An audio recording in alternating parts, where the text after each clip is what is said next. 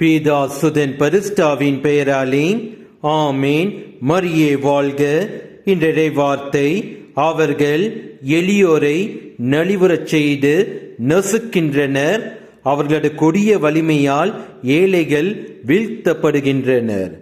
They are helpless victims, are crushed, they collapse, falling prey to the strength of the wicked.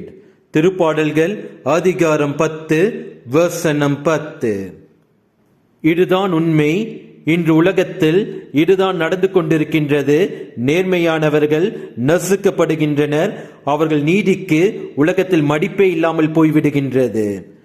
நீங்கள் நேர்மையாக நடக்கின்றீர்களா? கவலைப்பட வேண்டாம். உங்கள் கவலைகளை எல்லாம் நம் கடவுள் இயேசு கிறிஸ்துவிடத்தில் ஒப்புக் கொடுங்கள். ஜெபியுங்கள்.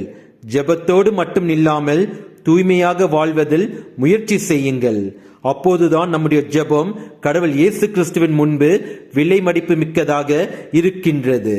இந்த ஜெபத்துக்கு நம் கடவுள் இயேசு கிறிஸ்து நிச்சயமாக பதில் அளிப்பார். இயேசுவுக்கே புகழ். மரியே வாழ்க. ஆமேன்.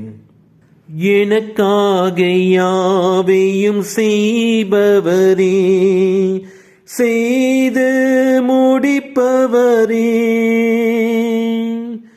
எனக்காக யாவையும் செய்பவரே, செய்து முடிப்பவரே, என் பாரங்கள் என் சுமைகள், என் பாரங்கள் என் சுமைகள் உம் பாதத்தில் இறக்கி வைத்தேன், உம் பாதத்தில் இறக்கி வைத்தேன். ஏசையா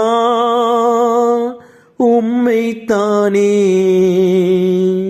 என் முன்னே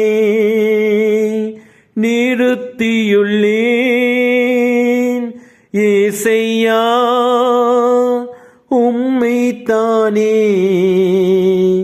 என் முன்னே நிறுத்தியுள்ளேன்.